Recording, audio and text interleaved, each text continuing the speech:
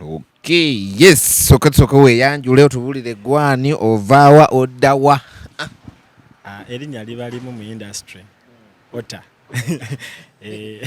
Obaddeko bayimbi n'abayimbi ki Otter?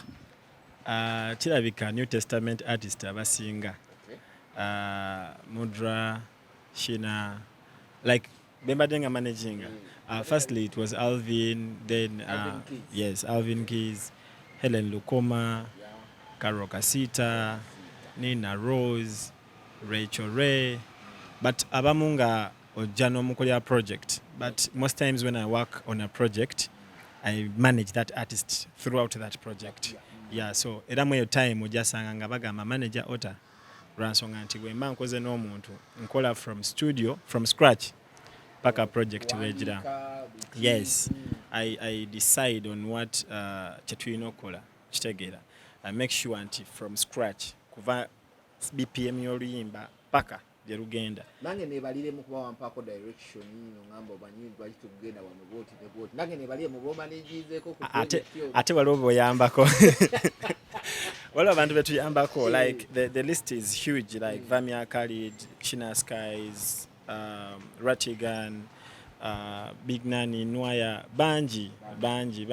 Maye gundi egenda kujja ku Carol Kasita. How did you link up with Carol Kasita? Hey. Njagala nnyo Carol Kasita ono.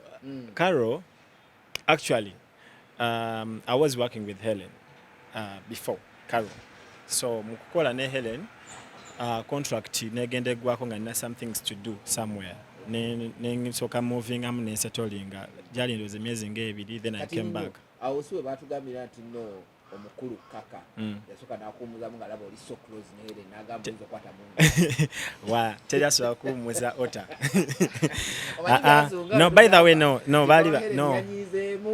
Nagamba Otter asemberedde nnyo mukyala wange. Me and Helen are close. Tuli bachali even up to now. Tuli close. Me and Kaka boss mukozi. Okitegeera. Kati okuwummula okwo tekwali nti twalina issue. Actually bonna wenkoze nze neewummuza. Nze nzija ne ngamba in the coming months siriiwo. Oba in case of any misunderstandings here and there nga tugenda okwogera ku Carol, nze neewummuza ne ngamba blood. Gino gye bigenda tabuka. Yeah. So with Carol's case yali simple. Joram, manager wa former manager wa Carol, used to work for me. Joram yali akolera gwe. Yali akolera nze namusanga ewa Lex Logic yali manager wa Ratigan. Joram. Yeah, they're brothers. Naye yali manager we kale nga amuyambako promotion here and there. So yali akola bulungi. Ne mugamba I work with Helen jangu tuyiribe. So najja nga anyambako promoting waka wa Helen downtown.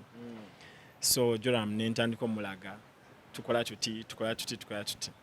So when I left Can nga taking the break, Joram na nkubira. Actually, asaleka when taking a break. Yeah, so ewa Helen juka Joram yasigalayo. Kat after some time I think naina afuna misunderstandings. Bayafuna misunderstandings man. But actually teyafuna na Helen yekka. Byali bingi tugenda byogerako maasawo. Kati Joram nagende wa Carol Kasita. Yeah, kati nali ndi awo Joram nampeeza olimba lwa Carol Kasita galababo. Olimba lwa kabi nnyo. Yokiranga tulikansanga. Lwali lwa kabi nnyo. Nangamba blood nolimba ne mugamba nolimba sure. Ne mugamba nolimba lwa kabi.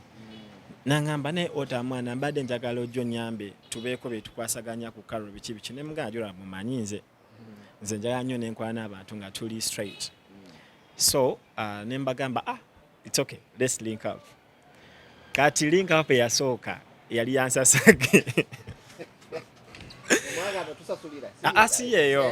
So link up yasooka, we had to link with the artist ne team ye.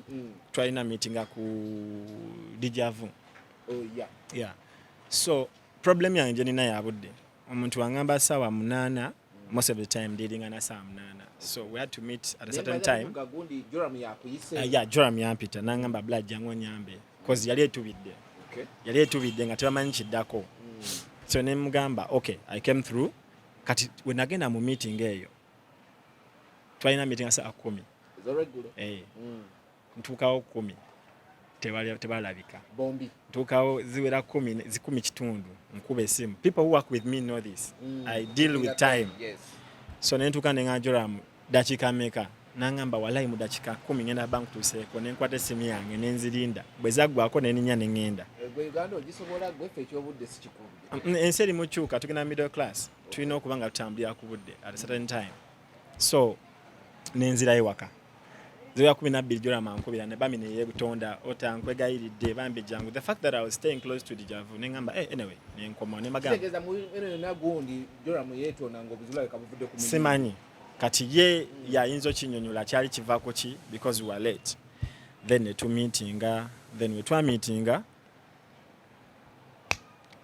nentula. I remember very well. Ebintu byonna. I think for the first 3 years ngakata kubya hit. Ila tambia ku strategy yange. For the first 3 years about the strategy yako. Yes. Because simanyi siri mu mukonjera but she came with a book and paper. Now taking a notes. Taking a notes. Do this. Tugenda kola kino, tukole kino.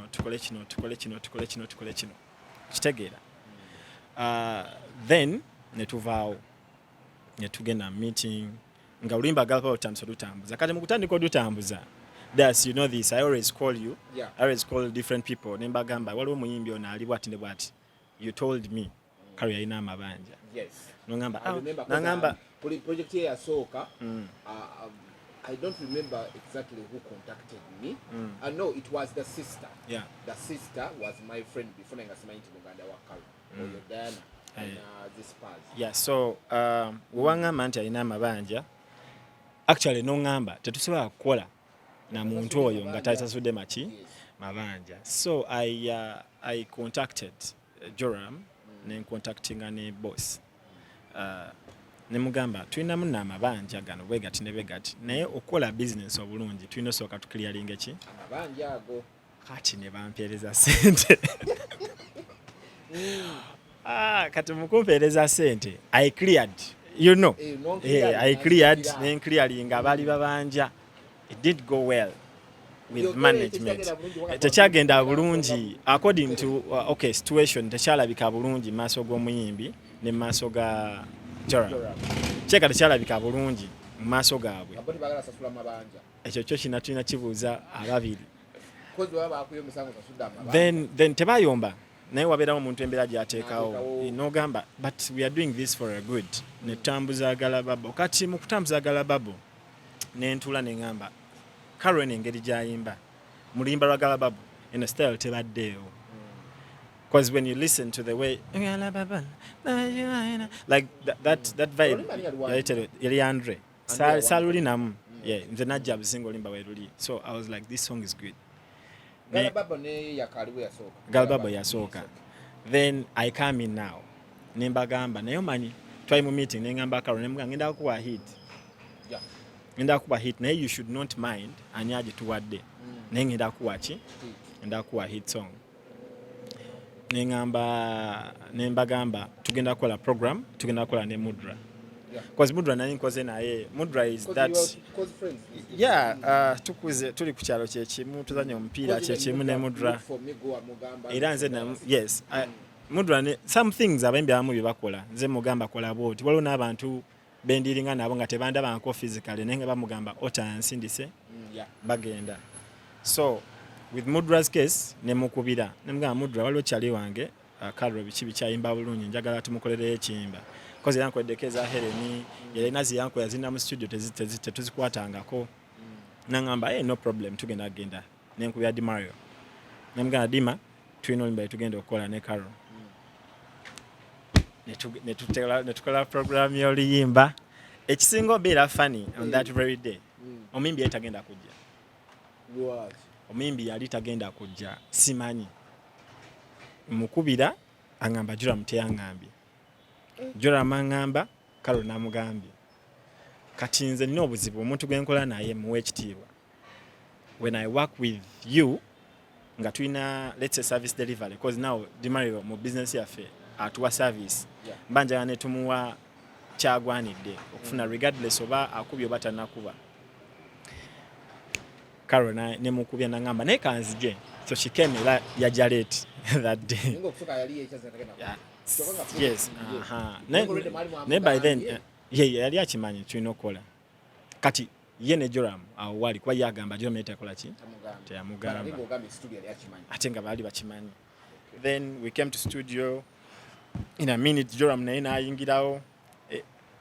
Joram yajja ne Kelon ne badde ebweru kati nga wegambye nti when I'm working Kelon alaika mwalimu no yajja ne Kelon kati ne tuyingira studio. Wetwayingira studio twalimu abantu bana, nze Carol, Mudra, Dimario ne tutandika okukola. Ne ngamba Dimario what to do.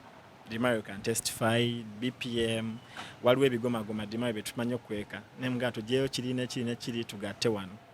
Ne tujjayo ebigoma byaffe ne tutandika okukola. That song had 3 choruses. Mudra yakola chorus esooka n'enjigaana. Yatukola chorus ey'okubiri nayo n'enjigaana. Yes. Yes. Kati Mudra n'akola eyayaka.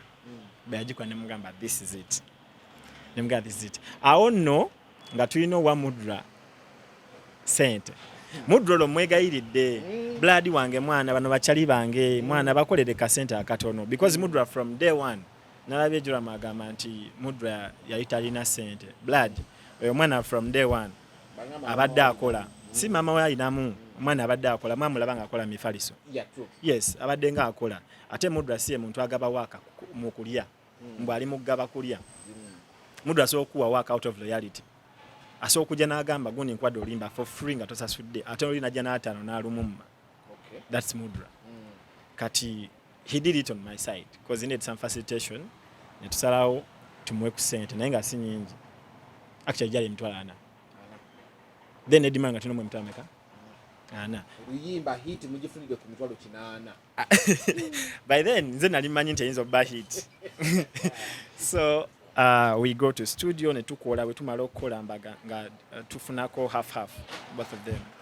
Natugamba ngamba Carol ngamuga ku mitwala nga mufunako 2 ngampa Dimario 2 ngampa ne Mudra 2 nga mufuluma ne hit ku mitwala 4 ngamba Mudra's value is not mitwala 4 but like I said on my side so ngantuka ngamba Carol ngamuga man no sure I think if Carol can testify about this namugamba sure blood nemugamba sure jukira by then twali twakafuna obuyaka obw'amasanyalaze nga bakatambula maka g'abantu so that's why nali very confident nti egenda kuba kati muna etuvaawo tugenda twalina jukira tukyapushinga galababu then we meet at Dijavu when nakubira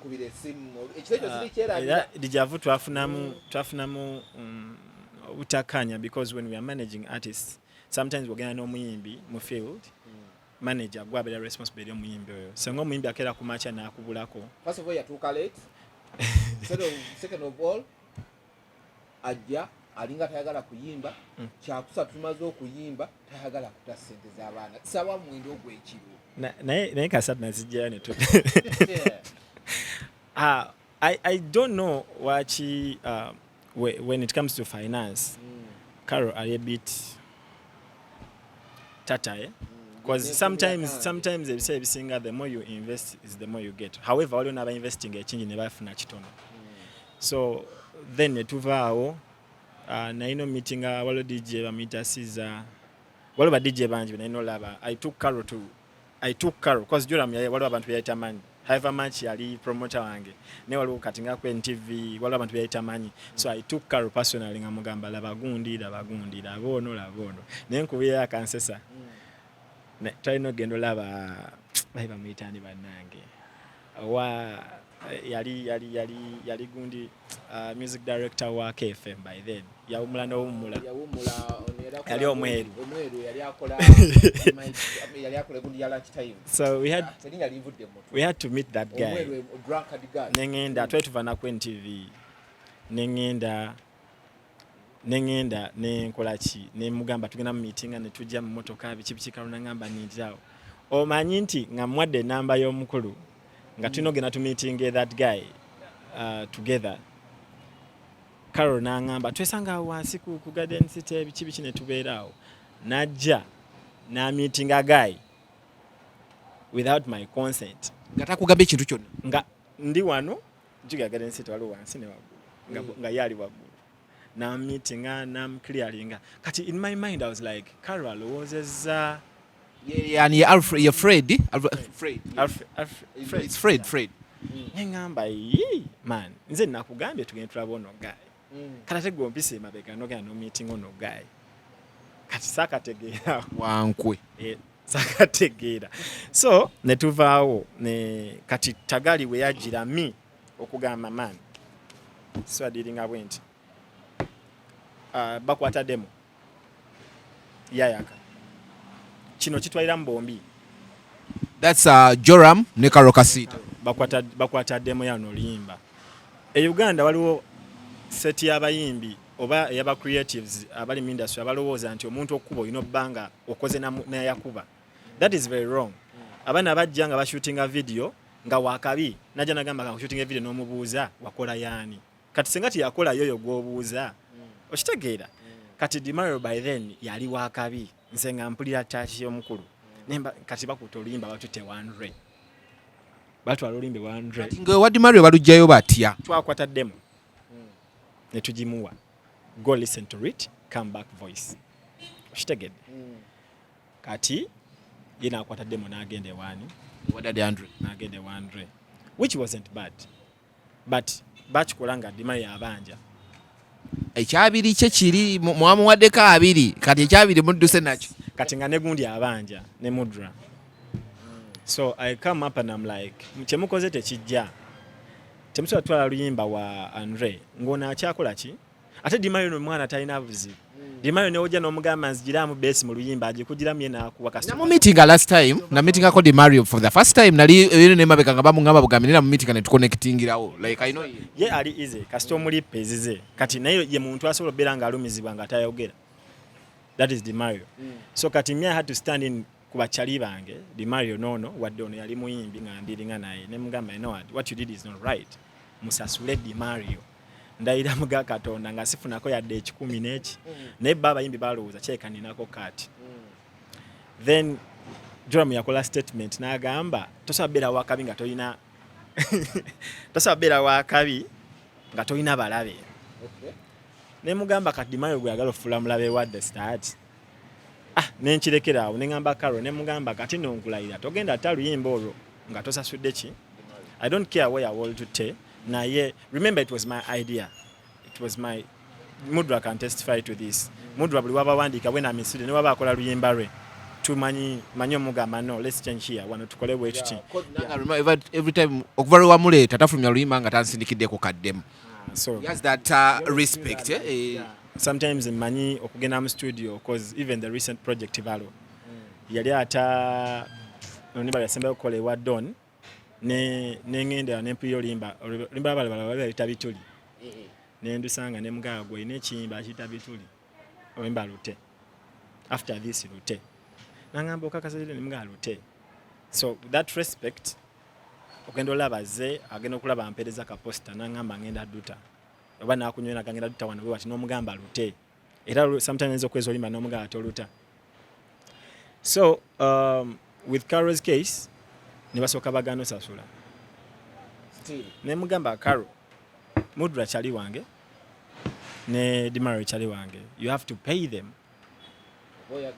Yes ne mugamba boba togenda sasula nkulayira togenda ataluyimba olwo oli wa Andre already kati mukuru oluyimba nalukolanga romantic oratonics alukolanga romantic oratonics jira mankubira mwana twageze Andre yakoze oluyimba yakoze nga romantic ebimba tebinyuma ne mugamba mudde wa Dimario mukole ne nkubira Dimario ne mugamba abongeze sente nenga Dimario not in a bad way but you disrespect this person yakoledde ku low fit because ne wankubadde ne mugamba akati bongeze sente era ne bajja ne ba voicing the song was nice then ne balujjawo ne balutwala ewa Atini balutwalako ne wa Wani olimbo lwatambula one time naine Wani nga ngamba yakola yakane musekerera nga tamanyi so ne tuvaawo kati twavaawo ne that time remember nali waliwo break when agamba Apple tukole guma bakunyiga remix ne Munji. It's me who told them to release that song as well. That's the time nakola na Inama. Running Arrows. So kati mweyo time nga waliwo Nina waliwo Karo nga abuukabuuka mukubuukabuuka bwati ne ngamba man ne mugamba sigena kuddamu kola nammwe ekyo ne ngamba Joram ne mugamba thank God mulina oluyimba olwakabi n'ebirala byonna byetaagisa mu industry nakola ki naye bagamba kola ne Cindy was my idea bingi bazenga bakola even ne Mudra direction eyo kwa namugamba Karo twatumuwandiikira wano waayita kuba Karo as an artist muyimbi mulungi. She's a very very very talented vocalist and an artist solo picking amangu however inamu embeera ze ng'omuntu nga muntu yenna. Then we twavaawo Karo sent me a message. She was apologizing nange nsonyiwe bitagenze bulungi which was really fine with me, which was okay with me. However kati ate Joram ye kyalinga kyali mukola walesimbyeko Kaitunsi ate nojja n'omwesayira nga tannatuuka kati Joram kyali mukola ali mwesayira Kalitunsi gwe yeesimbye kati Joram ali mu kusaawa Kalitunsi ekisinga omuluma mu bino byonna atuuka asimbye Kalitunsi we akoledde omugagga basimbye Kalitunsi ate omugagga Kalitunsi atuuse bwe balina omuliro omugagga aleese omuntu omulala atandika omulabirira. Ekisooka kibuuzo kiri bwe kiti Joram yali affiliated nani okusinga ne Karo oba ne Boss? Yo obuzibu bwe buli bwakuleeta Apple nanti nzija when we work nze nkoze n'abayimbi abakazi you know that most of the times when you work with a female artist we not be like same page.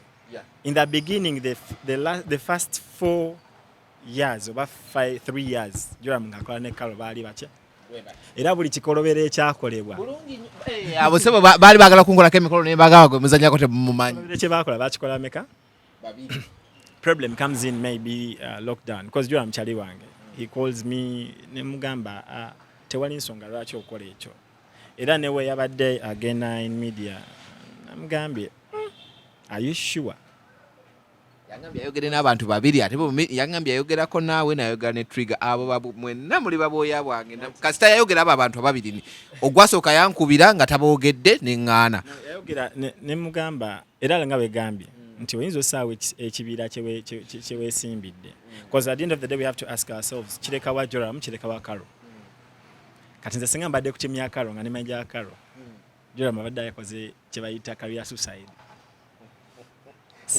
singa mbadde eri wa Karo there is something I can do nemanya nti yo career yo yegenze not like bongo musically biki bwe tuliringa then on the other side ne Joram si musajja mwangu because Joram gwe mulaba Joram katika wekaba kalimi kakonye mu kimyufu Joram mumanyi agenda lemezaamu nenga talemezaamu nti yandiyagadde okusuula oli kireka waliwo ensonga because Joram ayogera byayogera nkimanyi Joram yatagenda yalinga atambula mabba nenga tatambula nyonga yatambula ku Karo kitegeera Joram yali anywa naye nga tanywa nnyo nga we yanywa okusigala mabala ku Karo so yannyonnyodde ebintu bye nga I can pick something nemanya bwe busungu bwe buva. However Karo kuleeta Apple, was it official? According to Joram agamba kyali official. Kyali official.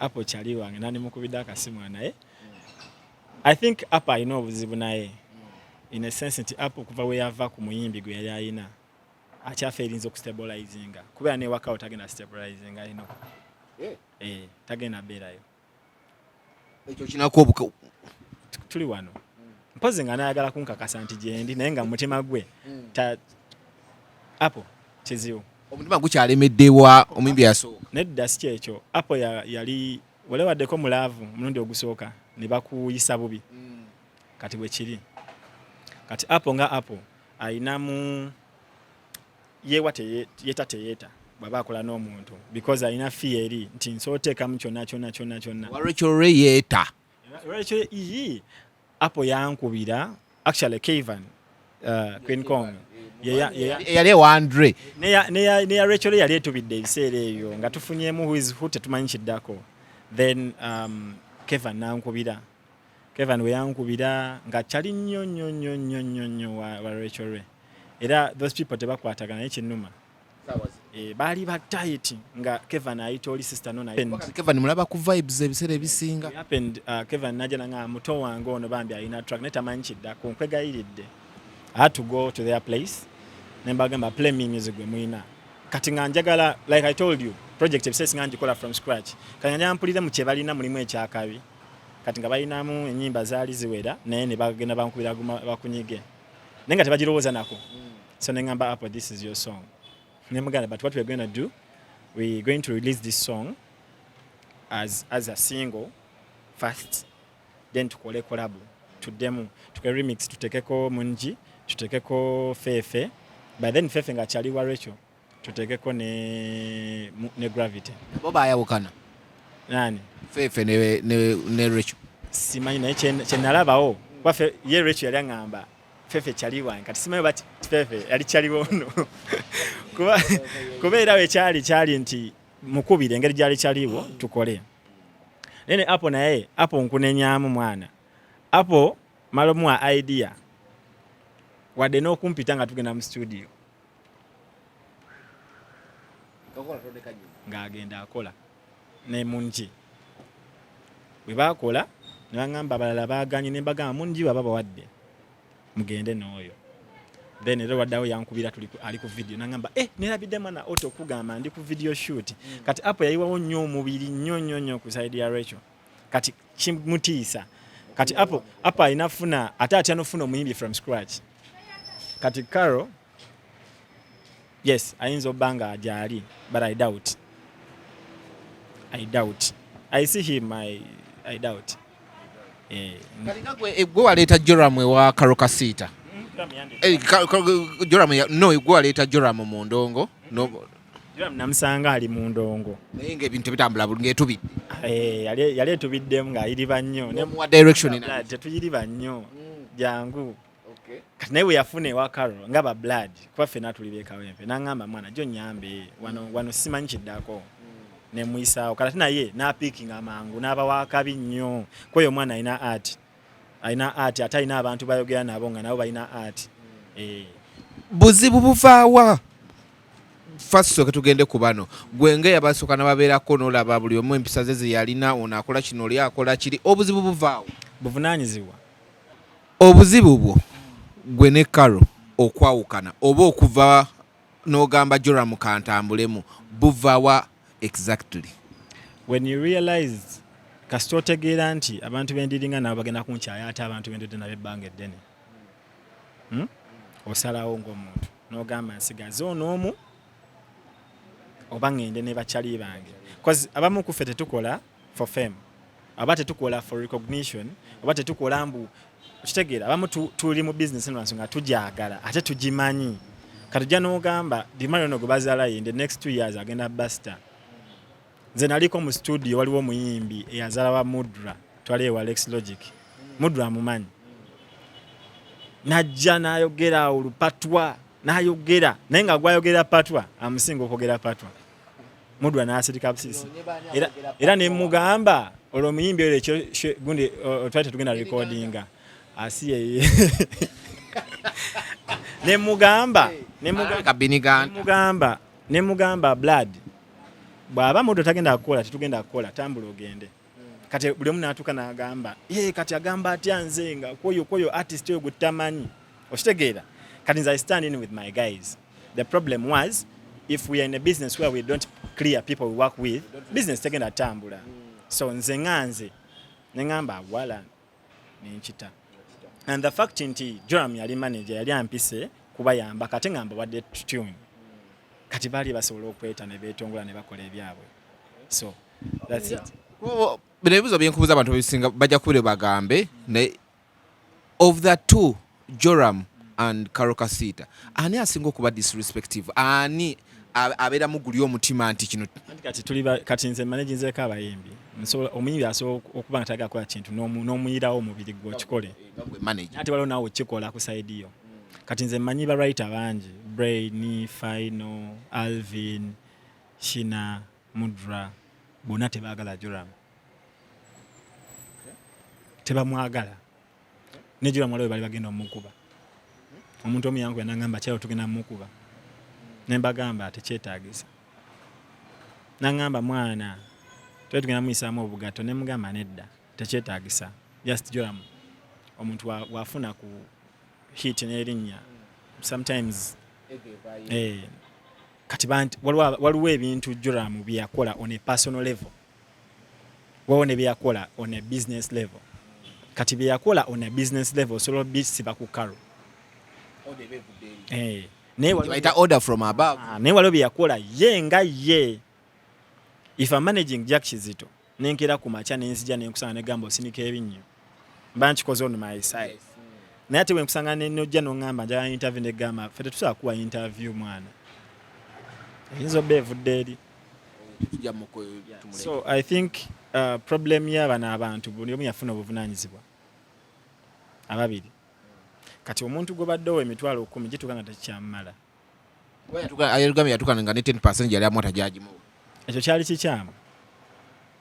Kuba nze ndowooza before bringing in Apple, Karo yalina yita Joram. Namugamba my nigga look here tuvudde wala. Abantu bakolaga ne bawukana. Kitegeera.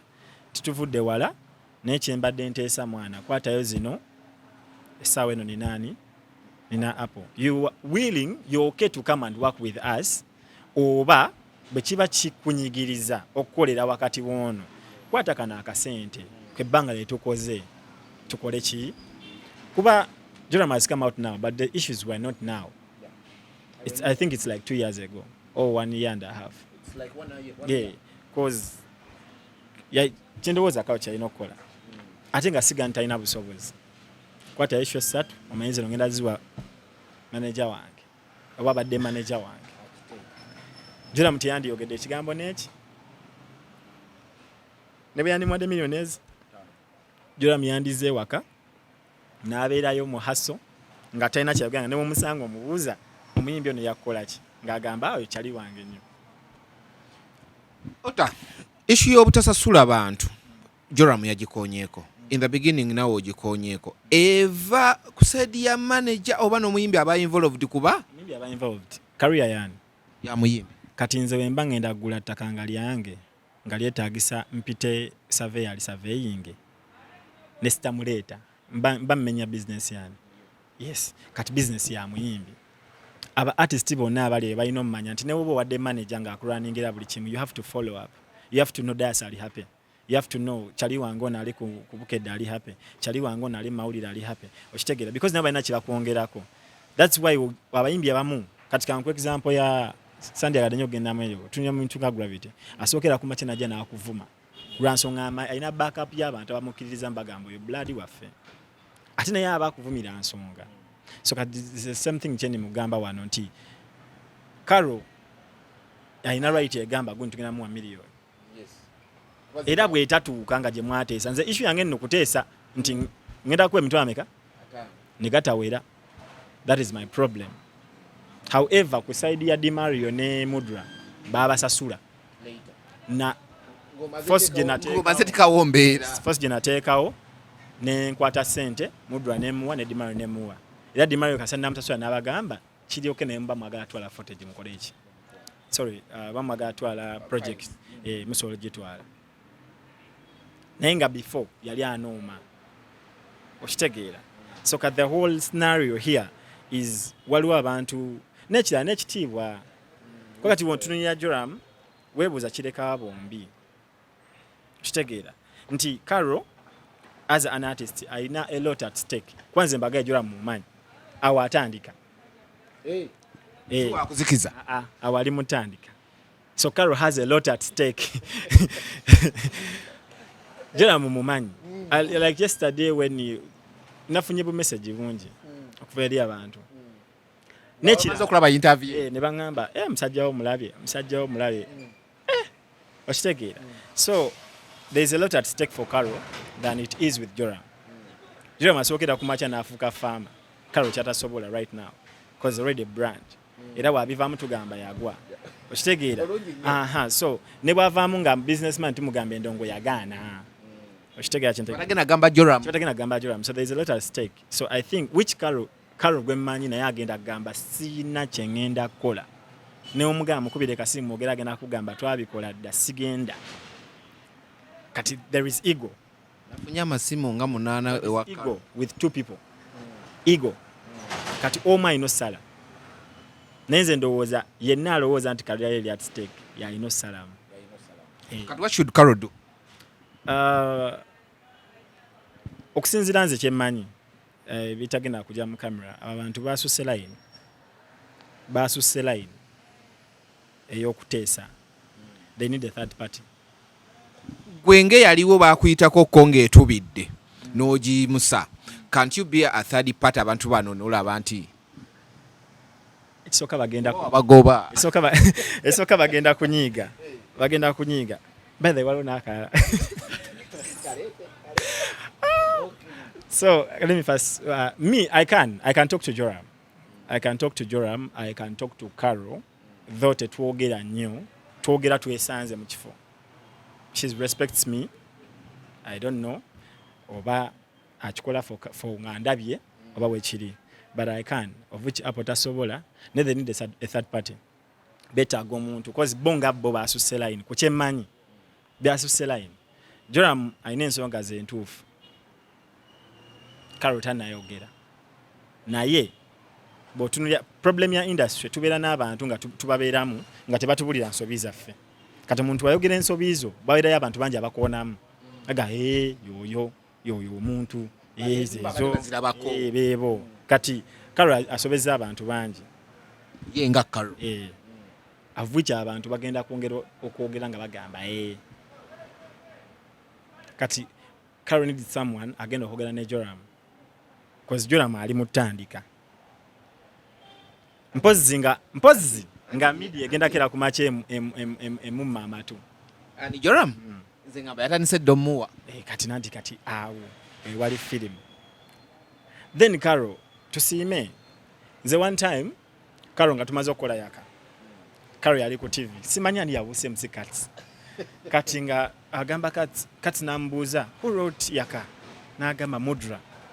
Kati ndowooza kati nga bamubuusiza erinnya eddala lyatakola ki lyatawulira mweno scenario n'amugamba baba Mudra naye ani muntu oyo omuntu eyakutwebwa Mudra n'akugamba n'okugamba nti noluyimba ki sure nkubulidde mu studio twalimu abantu bameka bana. Omukulu yagamba omanyi nina ttiimu y'abantu tutuula ne tuwuliriza ennyimba ez'enjawulo ne tumala ne tusalawo oluyimba ki bwe tuta naye nga by then had just tumaze wiiki nga 3 nga tetwogera naye nga just okulaba okwa-appreciating ogamba nti Otter project yayaka I directed that project from zero. I directed Mudra on what to write. Mudra is a very talented writer. I directed him on what to write and he knows this. Mudra chali wange, Carol yali chali wange, tewali nsonga lwaki mba but kyengamba ekyoku-appreciatinga nti abantu abamu ffe tuli mu ndongo si ka thank you kaba kalungi Kimala.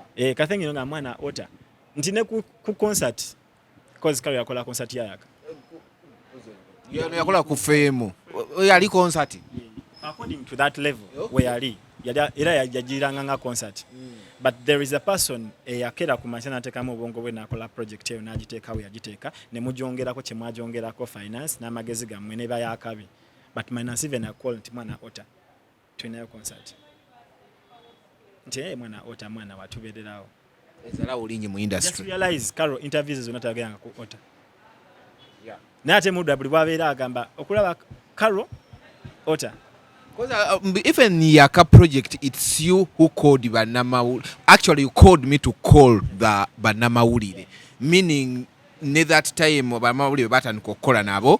It was you who contacted me batan kobama. Yes, because if singer does when banga, if singer when I'm working, stand your interview.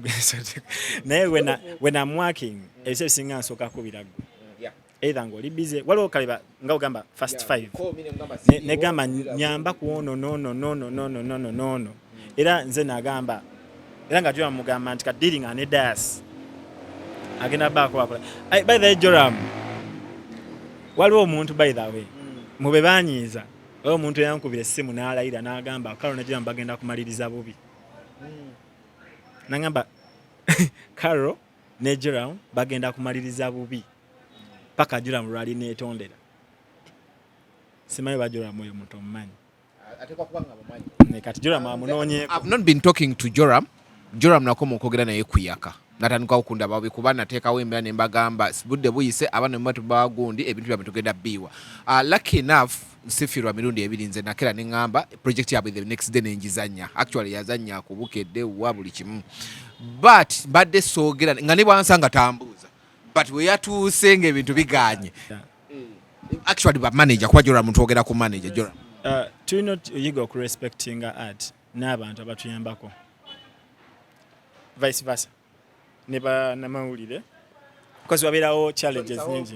It's a whole thing nti waliwo ensige yasigibwa mu industry nti omuntu ayagala beera wakabi bwogu nti das nsobola beera nga ndi wano naawe naye lwenkedde ku makya n'engula Range Rover amanya nkuyiteko nkulabe nga kasasiro bantu bangi abakuba hit n'atandika obuto n'akyusa n'amanamba waliwo abantu abakuba hit nga gwe wamuteekawo omutadde nga newe okuba essimu tagikwata okitegeera kati neweebuuza n'ogamba at the end of the day hit yo girina toliisa wange tonyesa wange naye ate kyengenda okugamba kiyinza oba kibadde kikugattako kuba sikubye kusaba kati Joram alina ensobiize ng'omuntu however ne Karo alina ensobiize naye bo ogenda public nga Joram walaga waliwo Joram is so hurt ransonga ate naye mutuufu 6 years down the road oba omumyaka ogyonoonye budde buba bungi wadde omuntu omuto olina kyo tebabala budde kozi waliwo n'abantu abajja n'agamba no yakola naye yalinga amusasula but gwe waliyo nga bamusasula okimanyi waliwo faamu abakola nga tugamba tukole bwe tutuuka wano nga tukubye tugenda funa okitegeera kati respecting obudde bw'omuntu kyova nga nti yandimuyise n'amugamba blood ngenda kuleeta gundi ku company tukole nze naawe tuli bwe tuti nekwate no token of appreciation kyensobola okukola wano kuba nze mbadde nga ndaba Joram omwana wa Joram ayita Karo anti okitegeera Joram emikolo Joram gyabaddengako Karo nga waali babadde bati nganze bwendi n'abantu benkola nabo abamu ab'enjawulo okitegeera so I think it is wrong for Joram to come out like that. However, weebuuze lwaki yatuusaawo kitegeeza abayogedde ne boogera weninga nti basaze line ka Joram feeling betrayed.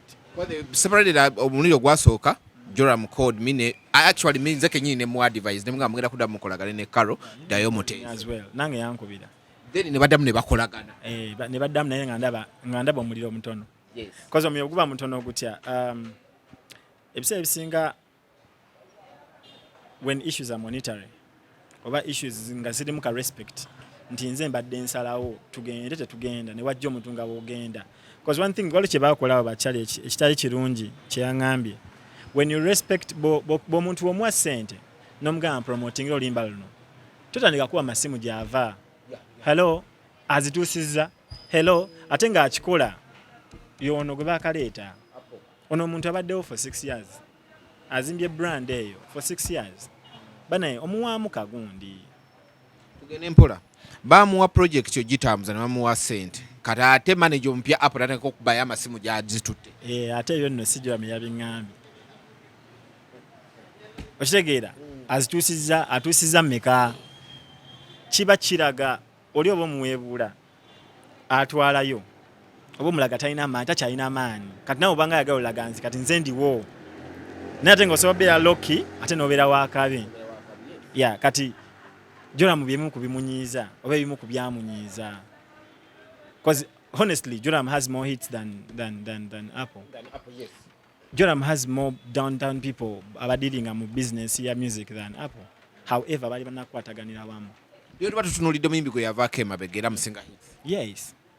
So kati bwotunya Joram Bambi a feeling betrayed. Kati Karo nga tannatunulira Joram mu busungu bwalina na biki byayogedde ebikwatagana ebitakwatagana n'ebikwatagana asooka ategeere nti Joram feels betrayed. However, ne Karo wanaatula n'alaba interview ajjako era agambe Joram yambitrayinze bw'ati. That's why I told you we need a third party to deal with that. The third party asobola okuba gwe naye ate olabika toli mwetege. No, I talk to Joram because even kwogerako na side emu ne Karo yogera naye.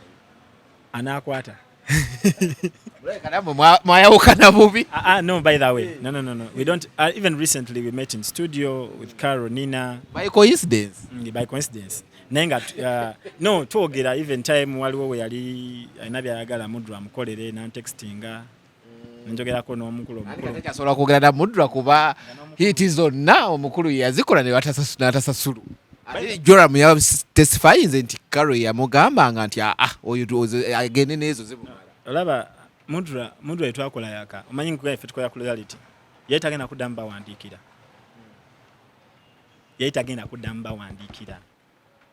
Bakolera nkuulira. Yetagenda kudamba wandikira because try to embeera y'okumusasula yali agirabye ate nange nalaba nga sikyakwatagana nabo ate nga nze kyaliwe.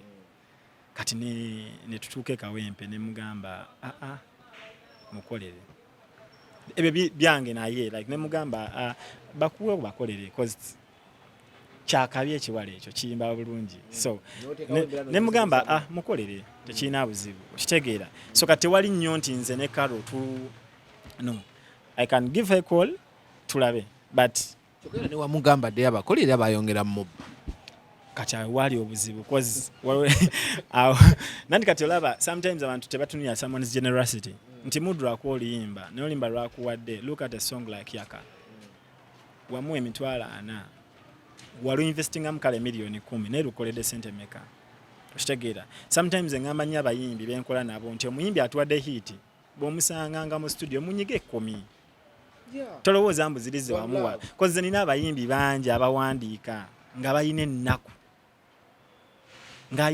nga bamugoba mu nnyumba bamubanja emitwalo 15 naye ng'omuyimbi afuna emitwalo 8 afuna milioni 1 milioni 2 sigamba nti omuyimbi talina byakukola sigamba nti omuyimbi teyeebeezaawo cause nze ebiseera esinga like defendinga nnyo abayimbi than even ourselves naye waliwo abayimbi abamu nga beetaagayo ka tokeni yakuwa oluyimba tomanyi nti tugenda kukuba kyenkana kino erukuba kuba kati kangu example okimanyi anaina matatu kuna recordinga anaina maya Nina Rose mwali gira recordinga na era ya Di Mario but I brought in the song and I'm like you know what tukole nolwa Nina Rose na gamba anainama gogo sure ne mugane no sure yo ne waliwo omukulu awo n'agamba no bino tebikola lwaki talutute n'aluwa Helen. But in most cases when we are working waliwo olimba nso wa Karo nga ndwa Helen terumukolera walimba rempa Nina nga ndwa gunte terumukolera kat that was a Nina Rose song era n'olimba twalukola ku Thursday ku Wednesday to shooting a video netuluta ku Sunday no mukulu yaliwo bali bamuyita Biniganda no so but at the end of the day Nina yatuuka nanzikiririzaamu ne tukola olima ne lukulira mu maaso g'omuntu eyali agamba nti terugenda balo akabi ne lumukulira mu maaso okitegeera one time twali ku Galaxy Zina Awards ng'atudde maaso Nina najja n'aperforminga yaperforminga ennyimba endala crowd netandika okuyimba nga tanaluyimba international baby nga tamuyimbi I was like yo kyansanyusa nagamba international baby yalira mu kuteeko era yimba zalinga naye nga international baby omukulu atudde wali tebaluyimbye so edaso yagala entalo so I think abayimbi let's respect art, let's respect people. Waliwo abaana abangi nga si producer nenga olabo echaga chaga nyimba nyingi nnyo zagambye abantu nti kyova kali am voice ako we kali tekagenda lwansonga chaga ina art aina okutu okuwulira endongo Jeff ye muntu asobola okujja naga akola olwo oshegera kati waliwo character y'abantu abamu nga si ba producer si muwandiisi ninga agenda kujja mu studio abagambe mu kyusolo oluyimba mwaluyimbye bubi nobeerawo bajoramu nga ye hardcore agenda kugenda downtown agende ku TV ayiribe buli wamu oshegera olimba lugendo fuka hit mwinzo beraka abantu nga 8 kachere wange Rahim Empire wano so mukwata nengamba okay Rahim tukoze tutya nangamba katukirireko wano tegaba magezi gange so kati gwoyinza okupa emitwalo 10 ngolowooza ninga nnaka abantu abala mukaaga bese tagenda ku presentingira so let's respect art tulanira copyright nga bali mu kulanira copyright naye tu respecting buli muntu atuyambako then bwekiba kapewe kajja toba selfish wala omuyimbi gwe nagamba togenda signing a contract eyo nagenda nagisigninga mu nkukutu nezze omuzigo nenga jaso omubuusiza ngo mugamba manyi ekiriyo don't sign that contract. Alvin Keys? Say Alvin. Tano wange tuludde okukwatagana tuludde okukolagana yagera ne yeddukuza nadduka tunasigninga contract nereeta ebizibu oyo si yeye oyo anko gyali wakabi by the way then ekirala we okay this is a request ku bantu abamu kuba tetukyalina ba music schedulers ku radios and TVs bafuuka DJ kumakya no National Skies mbu yawandiisa oluyimba lwa gundi nti lwa tabu nnyo nga towulira nnyimba za Shina. Okimanyi nti mu mwezi gumu Shina akola ennyimba 8 kuba yawandiikira da Ben ne Diamond tuwaana nnyo naye nga ye alina olimba weero it's out it's a very beautiful project it is not played anywhere because balinda kano waliwo abayimbi abamu betugenda okukkiriza nti tebalina tubategere wali mu koona nga bafunye kozi kyangu nnyo nga gundi talina n'ogamba oyo talina tumupushinge bwatuukayo ne yeesiriwaza kyangu nga beesiriwaza bangi nanti naye kati tuweeko omukisa abantu bamu okimanyi nti waliwo abayimbi kutula emitima beesiriwaza bangi kimanyi waliwo abayimbi abataagala abantu kuba nga gamba oyo ampandiikira saagala ayitewo era kyekimu ku kyatuuka ku project Mudra ne kasita yagaana ogipushinga waliwo omwana eyankwe nangamba ne cause Joram naye yalimu ekituufu cause Joram alina gwe yakubira essimu n'amugamba abagagga balina ssente bakuwe miliyoni so kati simanyi oba oda alieva wa mukulu oba yali ya Joram nga Joram agambye ye yalinga mutume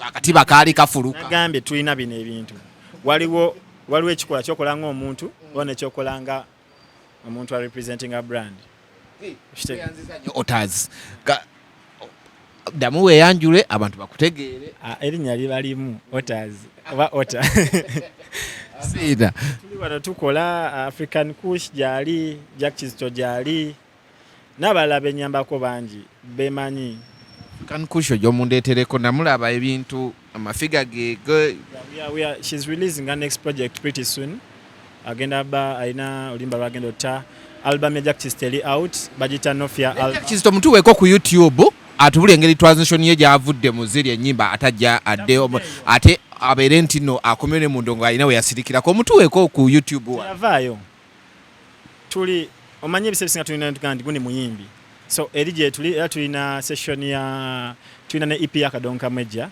However, we are trying to do world music because emyaka jejo tulina okukyusaamu ku sound tetugenda siga ku sound yomu over and over and over and over amina